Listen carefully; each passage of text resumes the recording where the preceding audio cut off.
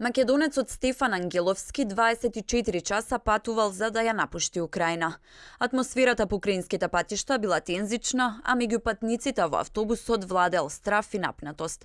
Но без големи проблеми ја напуштиле земјата која е под руска инвазија, заедно со другите патници, меѓу кои освен македонци имало и бугари, украинци, руси, кои барали излез од воените зони.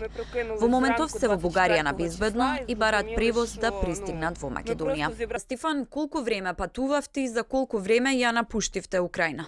За некаде скоро еден ден, 24 часа. А каква беше атмосферата по пат? Па тензична беше, иако беше убаво, ама се гледаше дека имаше многу бегалци и бидејќи ние бевме под бугарски конзул, не пуштија попрво, ама пак се чекаше.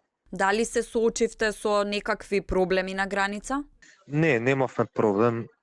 Единствено тука на бугарската нешто за Вероника рекоа, ама ние рековме дека не сакаме да седиме во Бугарија, ќе се дојдеме во Македонија. Со што патувавте? Со кое превозно средство и колку патници бевте? Со автобус не зема македонската и бугарската амбасада. Некаде околу 50 души беа. Македонски, бугарски, руски, украинци. Така, сега каде се наоѓате во моментов? Да, сега не вратија тука у Варна и рекоа дека сами може да се снајдеме швебисте. Но во Украина во моментов има уште македонци кои што чекаат да бидат евакуирани. Според сведоштвата на наши граѓани во Киев, има уште македонски семејства кои што се заглавени и не можат да го напуштат градот.